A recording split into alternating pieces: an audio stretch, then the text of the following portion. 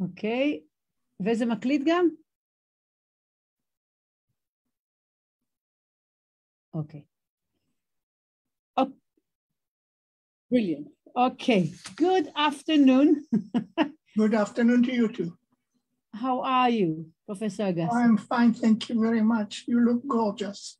Oh, thank you, thank you. It's only the lightening, you know. It's a fiction, the fiction world, you know. It's a metaverse. Thank you. You're too kind. Thank you.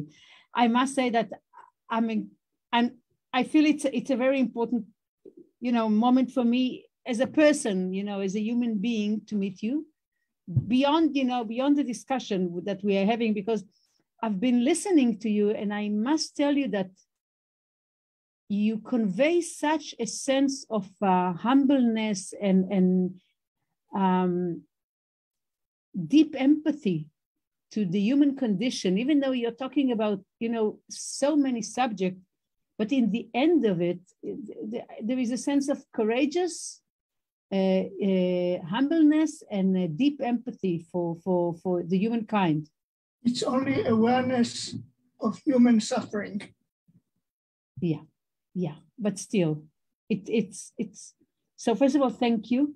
I know it took us a while because of the corona and on all the other issues. So I just want to present you, if it's okay, to our audience here in Israel and also in other parts of the world, because we have fortunately, you know, various groups of people, Jewish, the Jewish congregation and others that are listening to us. So I'm incredibly excited.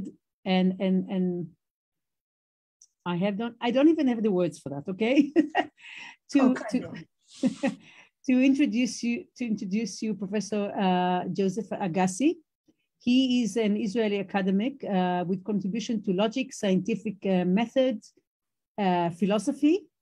He likes to introduce himself as a philosopher without religion, but with a real religious background, and probably he can also talk about that. And we are going to talk about Israel, which is an official Jewish state, but with a society that rejects the values of Judaism, while the opposite is required, to recognize Israel as a secular state and a Jewish society, but with Jewish values and culture in its heart. So I think this is going to be the topic, but because Professor Agassi has such deep understanding regarding science and the nature and everything in between, and sometimes you don't have to say in between, but you know, there is a collaboration between science and nature. I wanted to start with him with a question which is so relevant to this time of disruption, which is the issue, the subject of validity of which you know leads us usually to feeling secure and safe, and the opposite, the unknown, and so forth in our world.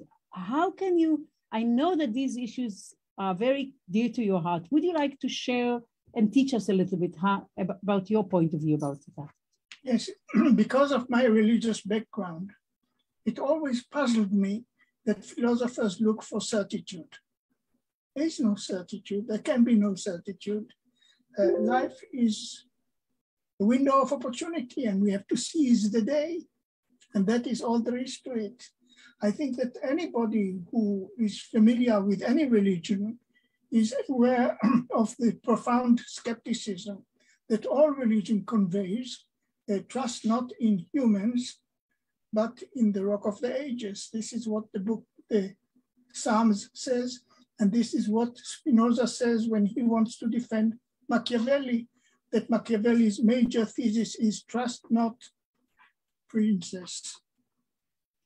May I ask, I think that you, if it's okay that I'm asking, and if it's not an invasion to your privacy, I think that it's a very deep notion that you believe from very young age. I mean, in a sense, you rebelled in when you were younger, when you were quite young. Yes, I rebelled because at the age of 16 or so, I lost God, and I looked hard for him. I looked everywhere. How? What does it mean you lost God? I mean, how can someone lose God?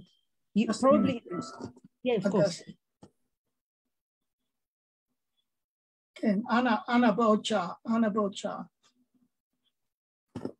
Because it means that you had God, which is in any case a very unusual state. Where I never had God. I grew up religious. I took my religion as given, as a matter of course. And at about the age of 16, two things bothered me. First, that I found it difficult to pray. I didn't know that Maimonides says it's not allowed to pray. Maimonides says, you say your prayer because you are instructed to. But if you think that the Lord has nothing to do but to listen to you and to have you beg him for any small thing that you need, this is sacrilegious. And I didn't know that. And the other thing is that I found illiberalism in the Jewish tradition, which I found hard to take. There is a story of a man who collected wood on the Sabbath and Moses had him stoned to death. And this bothered me greatly. How come he, this was such a harsh punishment for, a small mistake? The relationship between the... This is very hard to take. Moses is the paradigm of the ideal human in Jewish tradition. And he had a man stoned to death. And because of violation of some rule that hurts nobody, it would be easier to take it if the man were a murderer rather than a man who collected wood on the Sabbath. I see. So from this, this was I wouldn't say eureka moment, but this is where you said you parted. The gap started. This is where, okay, wow. This, as I told you, two things, that I couldn't pray and that I found Judaism illiberal. Interesting. Even though you're in your heart Jewish, right? Oh yes, decidedly. I deeply regret that Israel is anti-Jewish. Okay, we will get to there.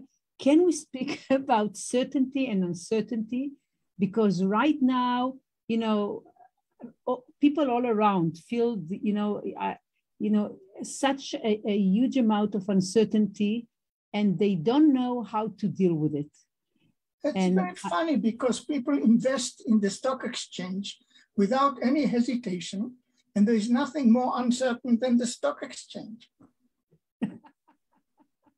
So how do you think, why do you think it's happening? Why people are so willing to put all the money in the stock exchange if there is such a high uncertainty regarding the outcome of such an act? Because they consider the betting fair. The concept of fair betting is traditional. Can you elaborate? Yes, when they found out that out of 10 boats from Italy to Caesarea, 9 reached Caesarea, they knew that you have to insure a boat for at least 10% of its worth. I see. That's fair bet. Okay, wonderful. And I think you have, if I'm not mistaken, I read some things, not enough, unfortunately, but you think that uncertainty has a crucial role in scientific work. Oh, decidedly so. The statistics appears in physics from the start, and yet there was always the supposition that the statistics is due to uncertainty of lack of knowledge. This is how Laplace, who is one of the leaders in the field, spoke about statistics. He said it is a degree of ignorance. And Einstein tried very hard to check that in quantum theory you can say that, and he arrived at the difficulty that we still don't know how to handle, a difficulty well known as the Einstein-Podolsky-Rosen paradox. Rosen, by the way, was a professor in Haifa. Okay, and if I'm not mistaken, when you were quite young and you put it on the table while you were still a student, there were harsh reactions against that. Yes, I was a difficult student, both in the rabbinical school and in the university. So I have a double stigma, yes. Why do you think it was so hard for people to accept that something that, if I'm not mistaken, was already said before by Einstein, nonetheless? So why? Yeah. Because of a very simple philosophical issue. When you grow up, you find out that not everybody belongs to your culture, that there are different cultures. And then you ask yourself, why am I clinging to my culture? Is it just that I was lucky to be born into the right culture? And this problem, which the Greeks raised with all its power, was solved by Plato, who said, once you are certain, you know that you are right. And this is true, only it's excessive. You can be right without being certain, and you can be certain and misunderstand what you are certain about. So everything is open. And again, I got this from my religion. They say in the prayer, if a human would live thousands of years, he still won't be able to follow your calculations. Your means the Lord's. Yes, I see.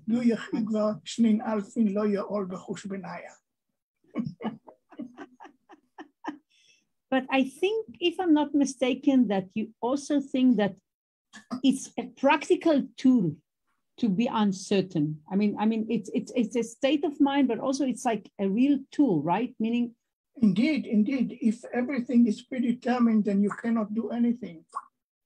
And if we assume that we are able to influence, to act in the world, then there should be some open options, which means uncertainty. You know, one of my teachers, Kevin Cayley, I don't know whether you know Kevin Cayley, he created Wired, which is a technology, yes. Okay. Yes, and he's a very wise person. And he said something very interesting. He says that when there is an acceleration of knowledge, and if you understand that every good answer is simply a door for better questions. Yes, that's very nice. He says that if you're doing the right thing, the amount of ignorance is doubling every time you have an answer. This is already in Plato. Socrates said that. Really? Can you tell me? I didn't know that. Okay, can you tell us? That every knowledge raises more problems than it solves. Yes, certainly. Okay. So when you teach, your students or you mentor people, how do you assist them becoming, instead of just, I don't know, I wouldn't say an academic concept, to an everyday tool? I have one standard answer. Why are you here? Why do you do what you're doing? What moves you? And people are often surprised by this question. People come to me for help in writing doctorates. I'm known for being able to help people who are stuck with the doctorates. And my first question is, why do you want a doctorate? And usually people are stunned by the question, which stuns me. This is the most obvious question. Why they're being stunned, do you think? Because they never thought about it. They took things for granted, which is fine when you are growing up, but not when you are elderly. Okay, so what do you usually answer? What do you usually answer? I usually advise people, for example, my best advice is don't read a book you don't want to read. This is a part, by the way, of Socrates' advice of not doing what you don't want to do. Socrates said his greatness was that he refused to do what he didn't want to do. Okay, meaning in a sense, it's more important to make a decision what you don't want to do than what you want to do. Exactly so. Now, many people told me, if I took your advice, I would stay in bed all day long. Really? Oh my God. So they said, and I said to them, try it and see what happens. And did they do it? Usually they are too much afraid. No. Meaning you are showing them that there is a way to let go. Let go is the right word. You are wonderful. Yes. Okay. So only when you let go from what you think is the right thing or the way things are supposed to be or what the way you think you should be, you are free to discover the true nature, the true nature or the real purpose or whatever is behind the veil. This is quite so. Quite generally, when you want to find out where a wall stands, you have to try to step over it, move to the other side to see that the wall is there. You have to know a boundary, said Kant, from both sides. So you have to exaggerate. If you have a sailboat, you use your sail a bit more than necessary and you go back. Because then you know where the wind should use the sail. My mind wandered to the issue of the mirror. Yes. Now I was thinking, you stand in front of a mirror and then if you let go, what are you going to see in the mirror? Exactly. People are afraid to look at the mirror. Yeah. Wow. So in your work, I mean, how did you use, validity and certainty and on the other hand, willing to let go? Where did these things lead you in your work? First of all, as I told you, I never sought certitude. And when I studied philosophy, which goes all around certitude, I was very surprised. And I had to understand why people sought certitude. It's not a psychological question. It is an epistemological question. It's a question of what do I know and do I know that I know and so on. And we don't. All our knowledge is conjectural. When you look at the history of ideas, of thinking, you find that you have sympathy with certain thinkers and no sympathy with other thinkers. And it has to do with their centering on their problems. And if you have any empathy, when you read anybody, you ask, why did that person write the book? And if you don't know why that person wrote the book is closed to you. And usually a good writer says in the preface why they wrote the book. But out of a very poor tradition, we don't read prefaces. I remember the textbooks in my very early days, there were prefaces to the teacher. So the preface to the teacher, that is, the student was not expected to read the preface. That is to say, compulsory education is really the enemy. Wow. Ooh. Can you elaborate on that? This is... The answer is very philosophical and very straightforward. It's forbidden to teach. Meaning you should give people the tools to learn by themselves, to investigate the world, to explore. Exactly. This is the very famous parable of the difference between fish and an angling rod. I see. Meaning only give them, the angling rod, not the fish. Yeah, yes. Yeah, not the fish. Okay. But but what you're saying, if I may say, which I so totally identify, but for our listeners, it means that you have deep faith in people's ability to learn. No. In people's wish to learn. Okay. And meaning in their curiosity. Exactly so. You're quite right. Okay. And curiosity is inbuilt. My teacher, Prof, says even puppies wish to learn. Even puppies, yeah, they do. I have a puppy, so I know. So, she's very naughty. Yeah, she wants to learn everything, but on my, on my expense. On your expense, yes. Very nice. Yes, you're quite right. Yes. So that's interesting. So if I may say, we need to speak about science, but because it's so interesting. If you now have the ability to create, the school of the future, especially because now we are in creative destruction, whatever. And everybody knows that, the knowledge of yesterday, the certainty of yesterday is totally irrelevant, even might be dangerous. What would you teach? My model is Summerhill. Summerhill was a school that rests on two assumptions. First of all, that compulsory education is unavoidable. Secondly, that one should not educate. That is to say, compulsory education is two items. First, gathering kids in one place. My son calls it minimum security jail. And I think this is right.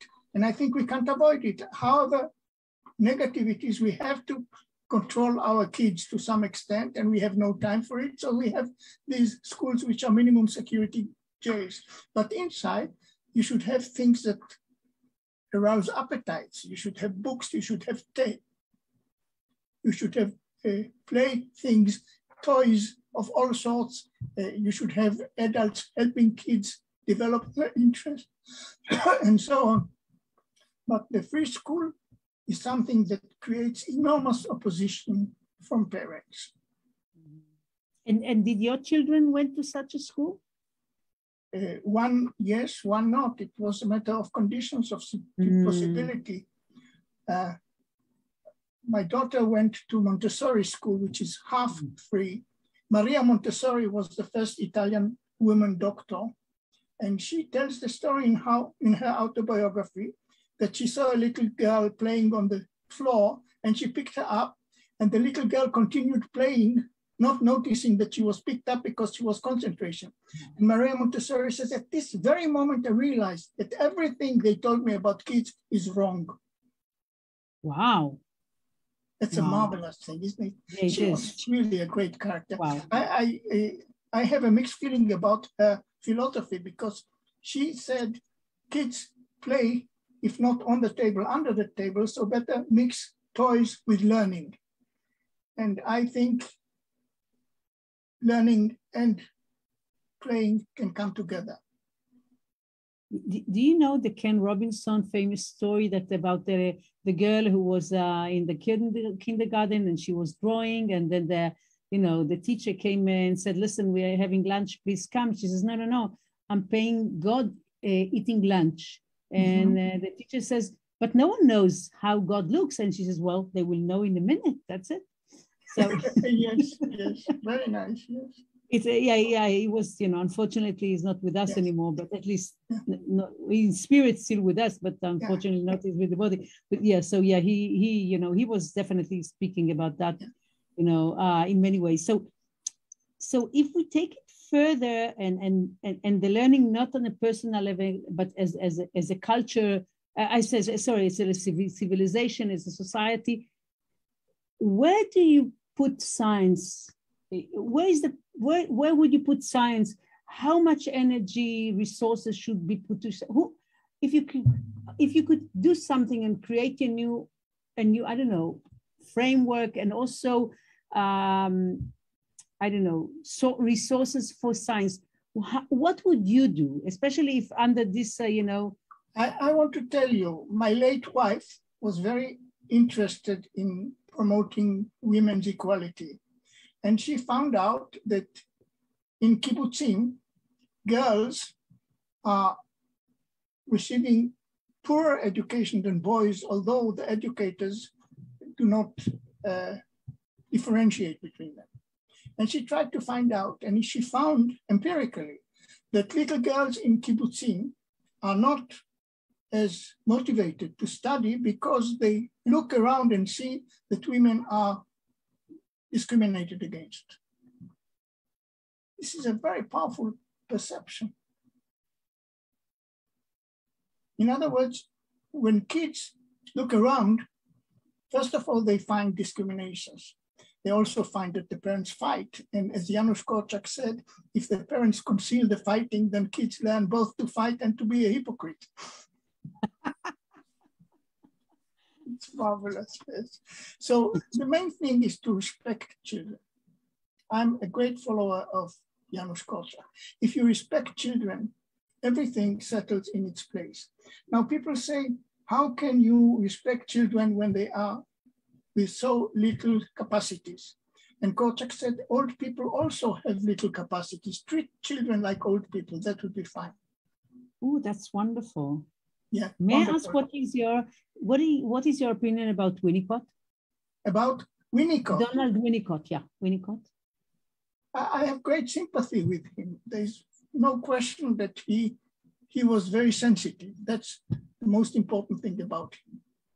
Yeah, and no one could, it's very interesting because he created some wonderful methods, but no one is capable, of really, Yes. It's very hard to. Yes, methods are a matter of contingency. It depends on the conditions and what is expected and so on. Certainly. By the way, there is no question that countries under siege have education different from countries that are in peace. So all these things have to be considered, but there are technicalities. The principle is respect children. Respect the children, okay. Deserve respect like everybody else. Yeah, I totally agree. The story of, I think, Virginia Satir, she's the mother of Virginia Satir. She's, she's like the creator of this, looking at the family as a system. And yes, I don't know her. We're going to say yes. She's very interesting character, very colorful. And anyway, she had these parents coming, and complaining about the child, 5 years old. She says, go down to this, there is a shop here, for any kind of, things that if you sewing things. So go and buy yourself some small cushions and go all day on these cushions, in this height, and see how the world looks like when you're so short. And then come and speak with me. Yeah. Yes, that is very nice indeed. Yeah, she was very clever. So I think I read some things that you wrote, and you talk, well, at least I understood that way, that you put a lot of emphasis, and it was very fascinating for me, because it's also related to uncertainty and opening options, on the value and depth of questions. Yes, certainly. I must tell you, when I met Karl Popper, my teacher, he wanted to find out something about me. He said, how can I help you? And so on. It was very nice. And I said, I have a crazy idea that nobody takes seriously. And that is, people think that we go from answers to answers. And I think we go from questions to better questions. And for this reason, he accepted me as a student. Wow. Wow. Can you tell to our audience, what does it mean? Can you teach us, what does it mean going not from answer to answers, but to question? Can you give us some example? And if you have a series of ups and downs, the question is, are you up or are you down? Schopenhauer said, people say we go from happiness to happiness, and I say we go from misery to misery. That's Schopenhauer. He was a pessimist. Oh, yeah, I can understand. Yeah. Okay, that's very interesting. You see, when we look around, we look at our immediate past, we can always see missed opportunities. This is the standard fact. We don't see the opportunities, or we don't seize them. This is why the Roman slogan, seize the day, because people don't. And the question is, how can you explain this? And the answer is, we just don't look, or we are just too busy, or we are afraid. The question is, yeah. Every soldier will tell you, when you are in the front, people tell you, don't worry that you are afraid. Don't let fear direct you. But it's of course it's not relevant, because you're totally frightened.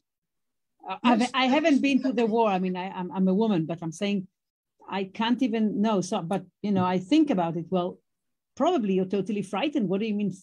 This is even it's even a biological mechanism. The surviving mechanism. It has nothing to do even with your mind, with your brain. In the sense. Quite right. That's it. The question is, how do you behave under fear, not how do you avoid fear? So this is really the big question. This is the big question. May I ask you something which is a little bit personal, but if I'm invading, please let me know. No problem. I don't have anything to hide. No. For me, even though I wasn't born at that point, of course, the Holocaust is like, it's like, it's an enormous event. Let's put it this way, you know, a tragic event. Decidedly. And, you know, I find myself, you know, it's okay that there is a day, you know, that everybody has to remember Holocaust. I don't think there is a day that goes by without me thinking about the Holocaust. I don't feel. And then there is the question about what you said right now, because I'm quite sure that people at the Holocaust in the camps were always under fear. I mean, there is no question. I mean, there was no question about it. You could have died every minute, and yeah, life was very cheap. Yes. Yeah, death was very cheap, unfortunately. And I was wondering, how can you take the idea of how do you act under fear and relate to such extreme situation, which unfortunately can arise around the. Yeah. On the Holocaust, I have two private stories. One, my mother-in-law was in concentration camps for 7 years, both in Russia and in Germany. And wow, both, but twice. Yeah, oh my God. Yeah, and she wrote in her autobiography that people asked her how she survived, and she answered, because of friendships. Wow. And my wife wrote about the camps, wrote very interesting books, and she spoke there about a new concept that is camp families. In the concentration camps, there were people who were a bit stronger, and they collected weaker people around them.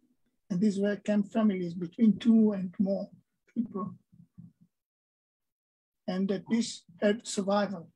They say if you belong to a camp family, you had a better chance to survive, not because of objective conditions, because these were the same, but because of different attitudes. That's interesting. So what you're saying, in a sense, sense of belonging is a contra-power, yes, against fear.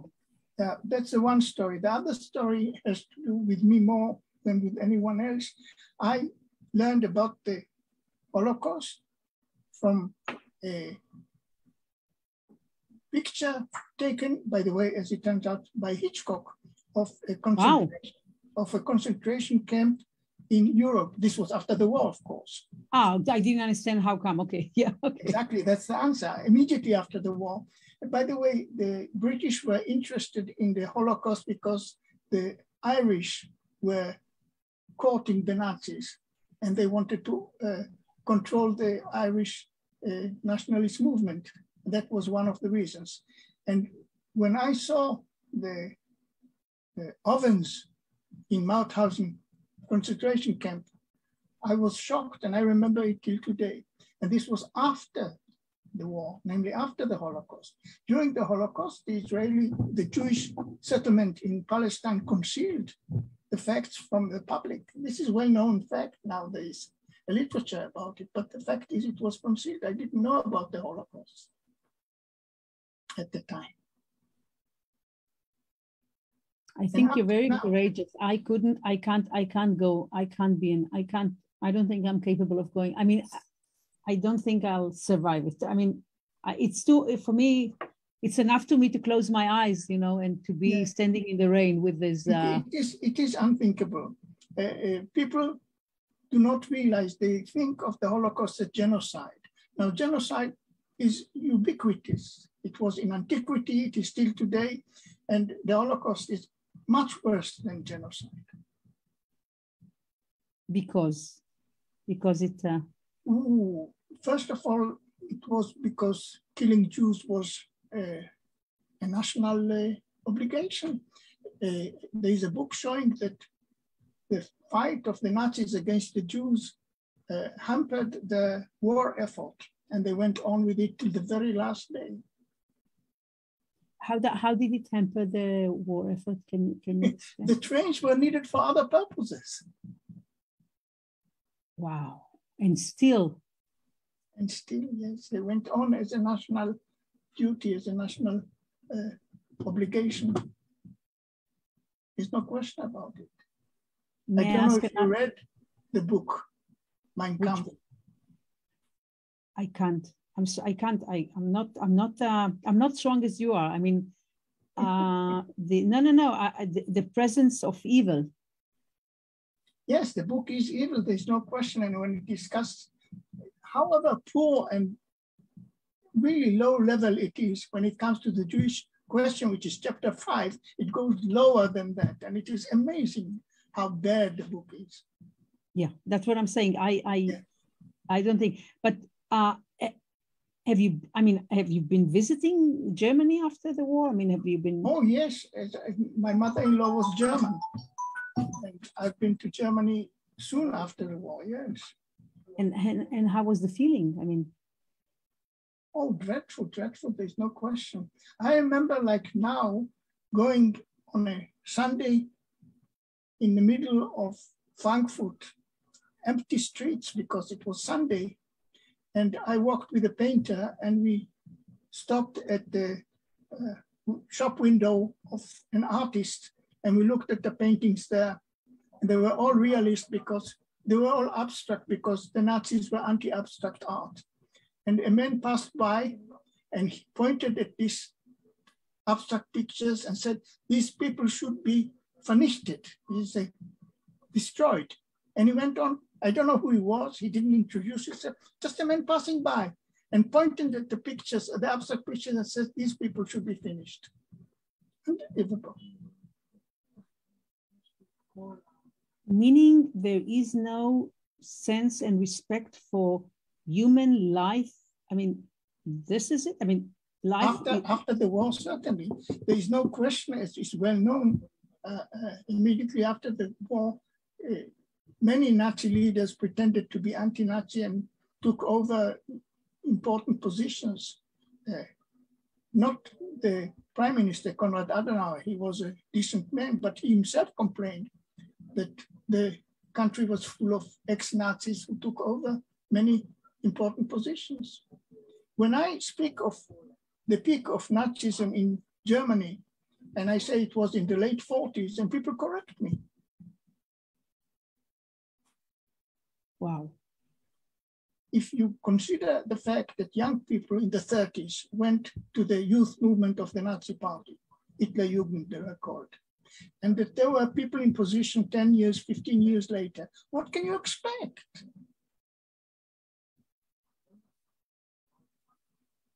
And today, what do you think, what's happening today? No, today is different. I taught in Germany very soon after the war, and I found that the students in my classes were of two kinds, either extremely gentle and sensitive or crude, and nothing in between. How did you deal with this? How did I deal with it? Oh, first of all, I taught what I taught. I taught economics, by the way. I'm a physicist, but I taught economics because that was what was required. So it was very, very amusing. What can I say? Okay. I think you have deep thought about what should be the essence of Israel.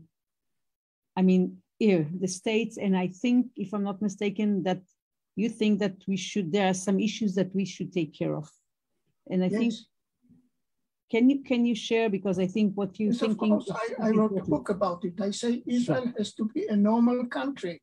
Israel has to treat its citizens as equal, and it does not.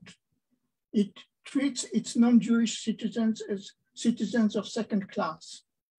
I, for example, think there should be a universal mobilization. And everybody looks at me and thinks pitifully on my naivete. Can you tell, I'm not sure that most of the people understand what you're talking about. In Israel, there are two weak groups, each 20% of the population, the religious Jewish and the non-Jewish. Because most Israelis are Jewish by descent, but not by culture, not by religion, not by practice. They are Jews because their identity cards say that they are Jews. That's something like that. And I think these two weak subpopulations have one thing in common: they don't serve in the military. People don't know that in Israel, religious people and non-Jews don't serve in the military. And I think they should. Do you think they want? it's not a question. Nobody wants to go to the military. No mother wants her child to be a soldier. I mean, no sane mother, let's put it more carefully. Okay. So you think so this is, so what you're saying is that we have two standards here, and the outcome are devastating in many, many senses to everybody, even to the ones that are, considered as belonging to the higher class or whatever.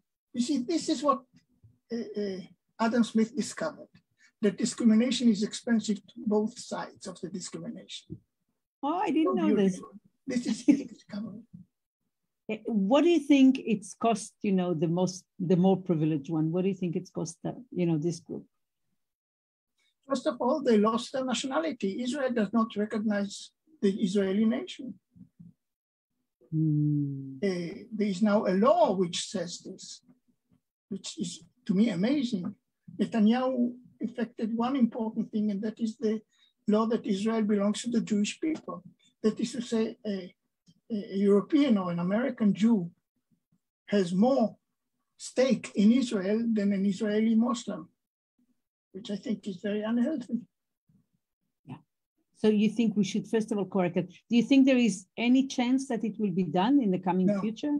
No, I think it will be done only when Israel will be on the verge of extinction, and nobody wants that. No, no one wants that. What else do you think we should change in our, Israel? I mean, we have.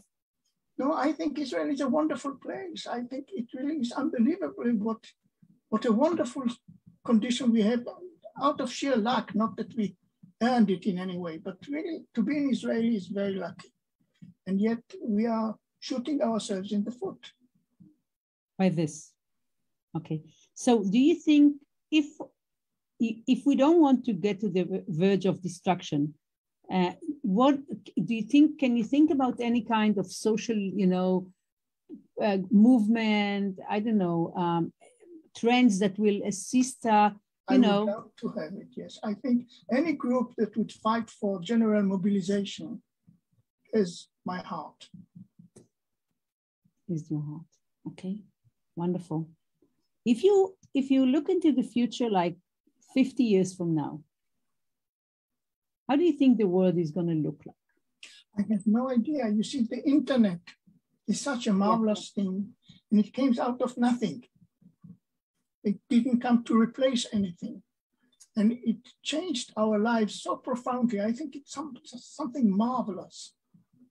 What is the most astonishing, in your opinion? What's the most having a personal computer that enables you to converse with somebody across the ocean, and it costs you nothing. I remember telephone from Tel Aviv to Jerusalem was a big thing and costs a lot of money and so on. And nowadays you can converse with people in the United States without any expense. Or with people from Mars. Right now I'm on Mars, so. Yes, you're quite right, yes. I'm joking, of Only course. for the Martians, yes. You don't know how wonderful it is. We have some Israelis here, so I'm joking. Anyway, that's all right. An Israeli colony here. So what you're saying is that.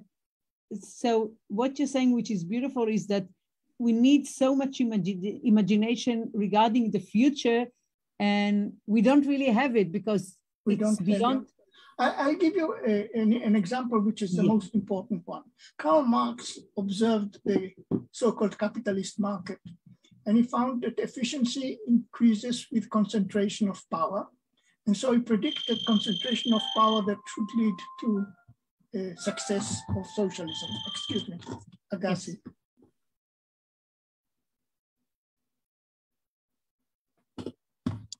Now, the dynamo changed this completely.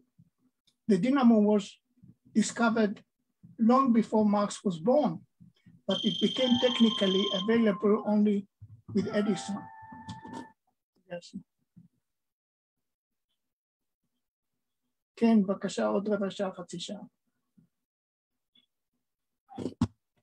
And The fact, we talked about dynamo, the dynamo. We yes, talked about. Yes, I remember. The fact. I'm sorry. No, the fact that Marx's prediction was based on technology. And so he thought that he was certain in his predictions. And he forgot that technology depends on knowledge, and knowledge is unpredictable in principle. If I knew what will happen tomorrow in the field of science, then it happens already today. So in principle, you can't predict the future of science. Besides, there are always scientific revolutions, things that were considered utterly impossible, like splitting the atom. Atom means unsplittable. And the whole progress of 19th century chemistry and physics was atomic. And then in 1896, somebody split the atom. It was Becquerel, he got Nobel Prize for it.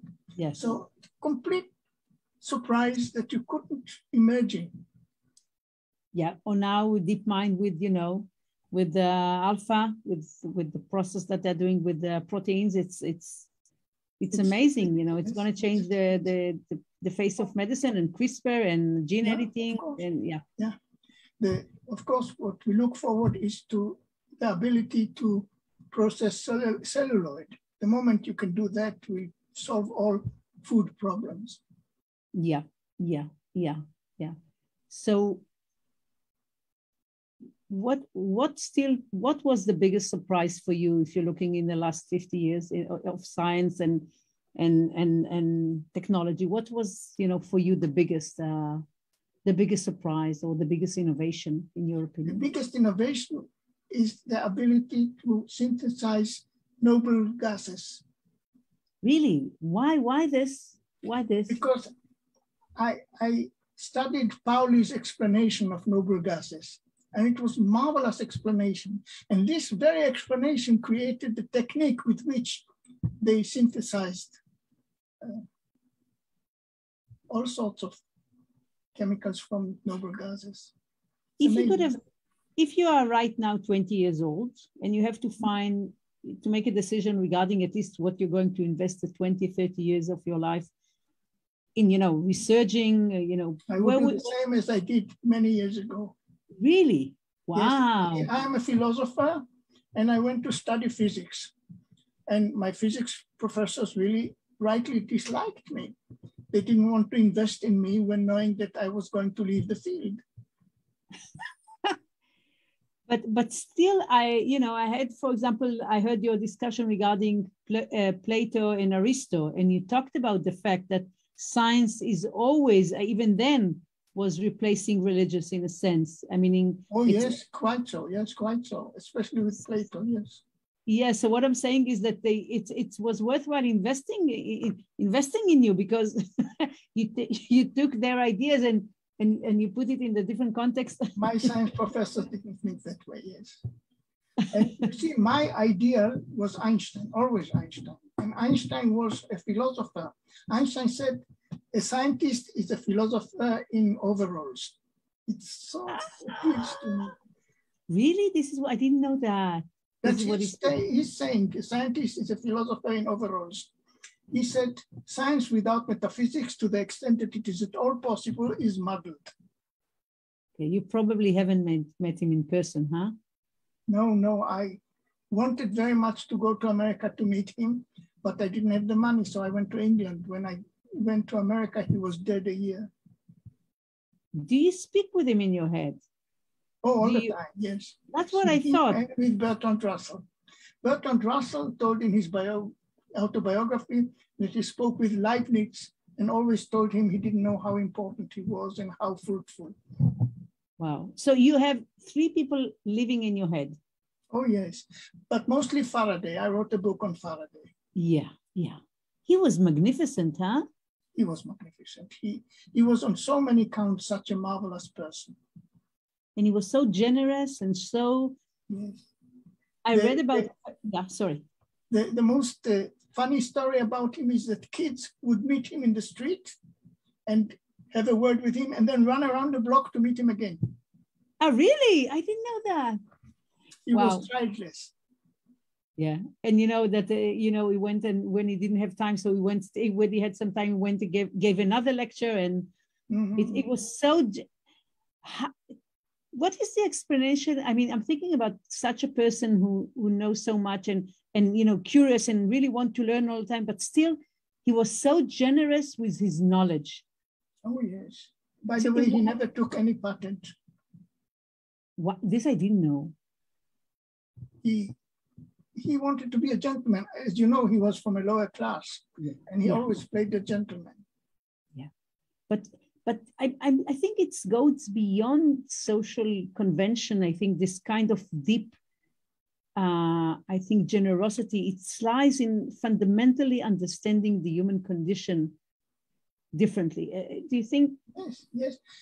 Faraday saw his salvation in the scientific world. And when he came to work for Davy, who was the leading scientist at the time, Davy looked at him with pity and said, in time you will learn how wrong your opinion about the scientific world is. And he never changed his opinion on the scientific world. And he always was stunned by the fact that he was so maltreated. Unbelievable, huh? Unbelievable. And I think he died senile because of that. How come?